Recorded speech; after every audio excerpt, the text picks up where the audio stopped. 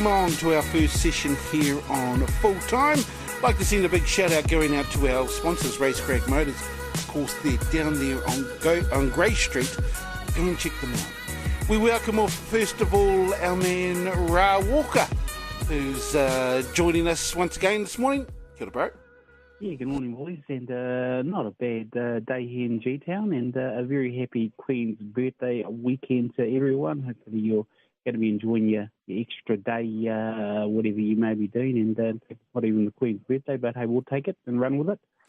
Now, Reno Wilkinson's a little bit busy this morning. Of course, he's out there setting up the fields for the young rugby teams that are running out there in Paeroa.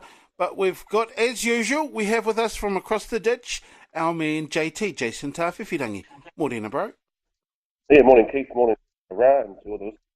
Morning on the very first day of winter for 2019. And I'll tell you what, it feels like the first day of winter. I've had to put a pair of track pants on. It's good morning from the Gold Coast. So it's now, 20 degrees over there, is it? Really cold. It's probably 18 and a half. Well, it certainly is feeling a bit bitterly cold over here, isn't it, Ra?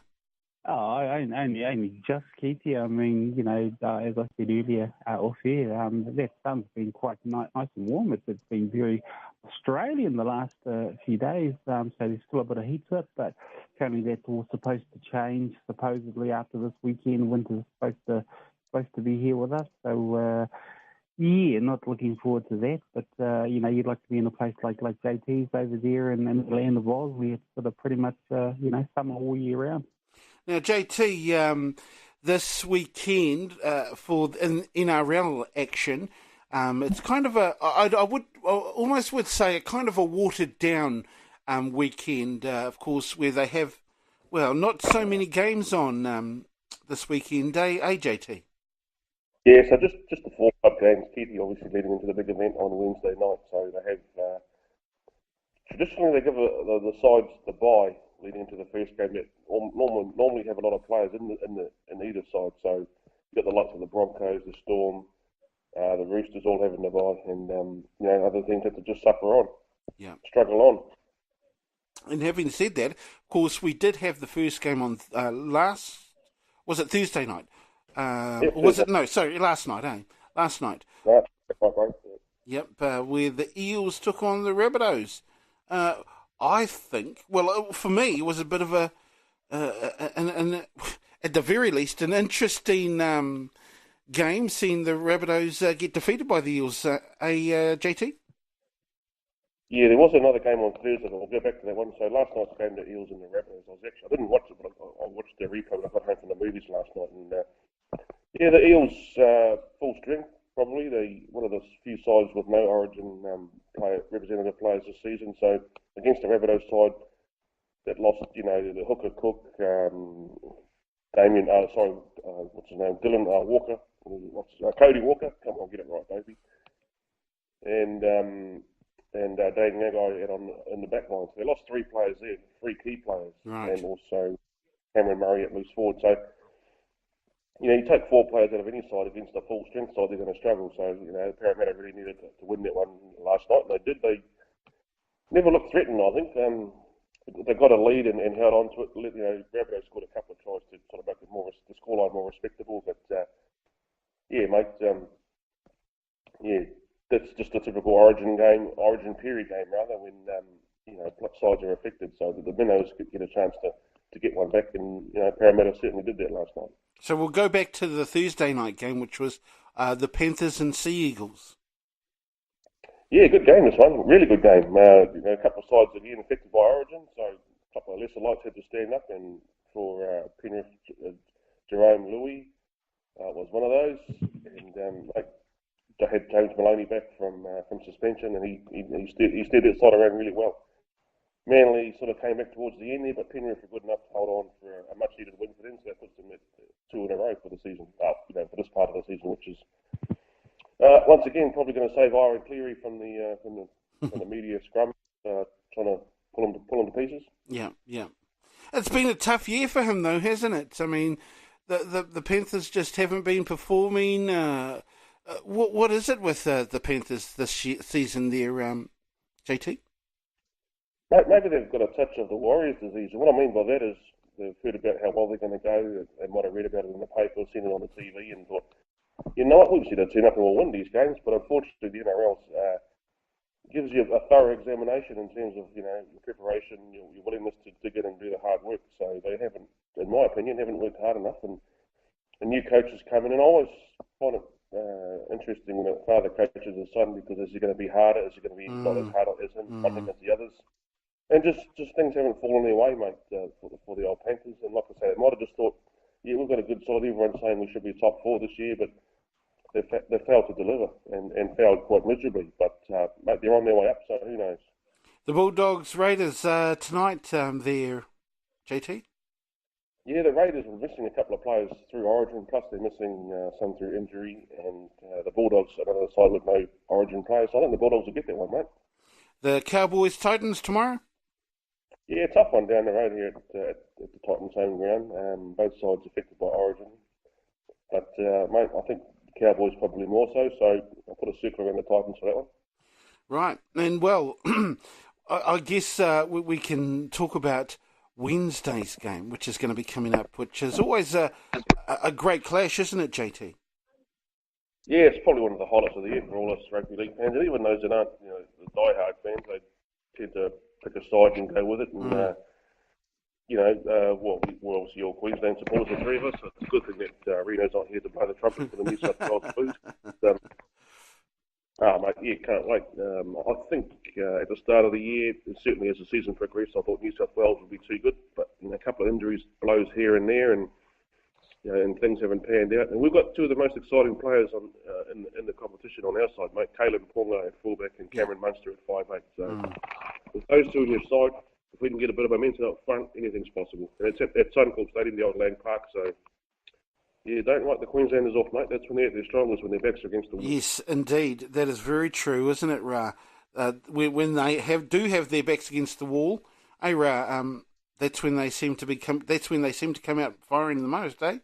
Oh yeah, and that's why as JT made mention, the three of us probably support the Queenslanders. They're one of those mercurial teams that not only are they entertaining to watch, on an average day, but when their backs are up against the wall, man, they can really fire up, and they put everything on the line, and that's when the magic happens, and that's why we watch and support them. They've just got so much talent. It doesn't matter who's playing in their own jersey. They all seem to come with their gifted Midas touch, and I'll be keeping my eye on the Kazi, on Kiwi boy Punga. He's just going from strength to strength, and this is one of those games where I believe he'll shine again, alongside a lot of those talented Aussie players. So, no, I'm looking forward to it. And, a bit sad that our man Reen, the only Blues supporter, wasn't here to defend his iconic men from that state. Now, can I just remind you, Ra, Kalen Punga is not a Kiwi. He's an Aussie.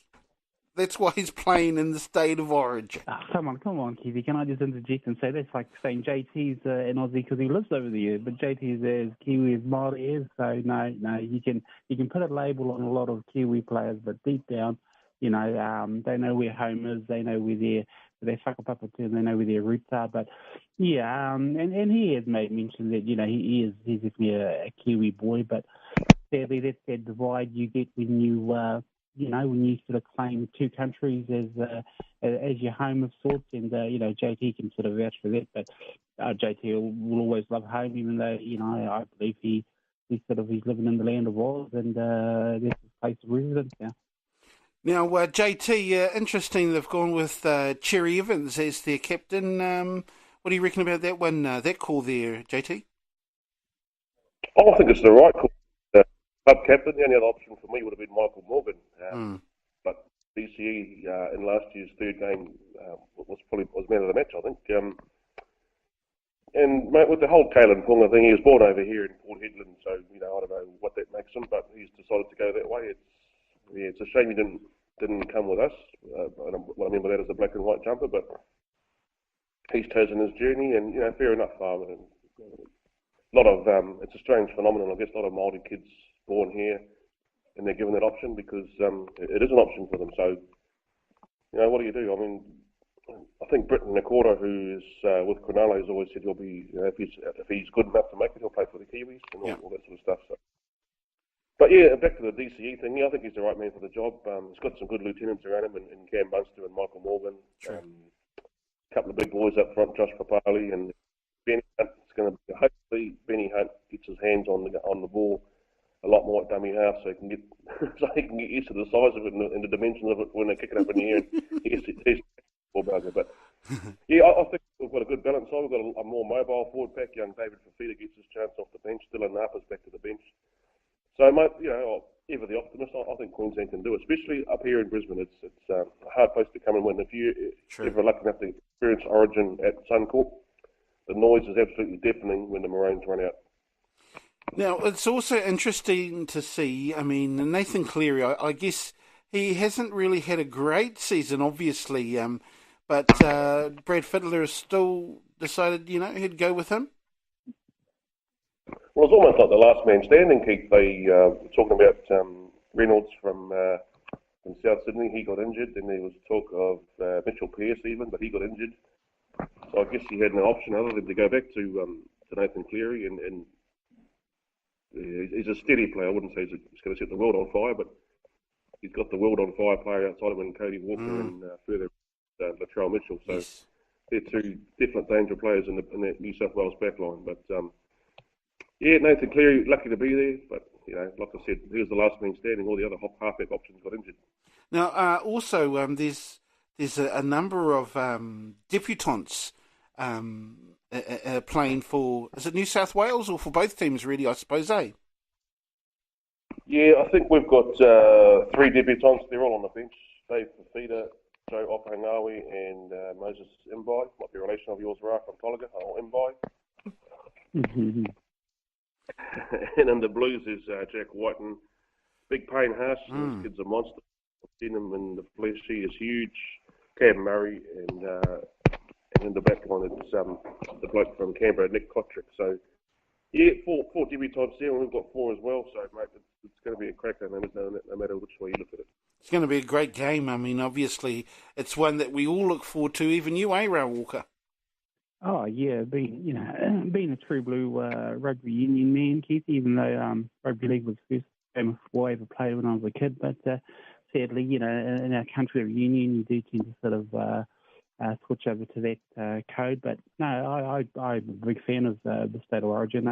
It's saying, it's one of the very few sports or games you can see where Aussies sort of go at each other with nails and tongs sort of thing, and they even play a heck of a lot harder than they probably do when they come up against any other team as when they play against each other. So no, we love watching that rivalry there, even those fisticuffs which have become few and far between with the nature and shape of the game, how it's gone. But there's a lot of talent in both teams, and look, I for one am going to be glued to my seat to sort of when you talk about sort of getting your money's worth, you can't go further than state of origin football. I mean, man, from start to finish, from kickoff, you're pretty much on the edge of your chair, sort of glued to the box. So that's how entertaining and full on it is. So you can imagine actually being in the grandstand and the seats in the stadium. You're pretty much on tender hooks.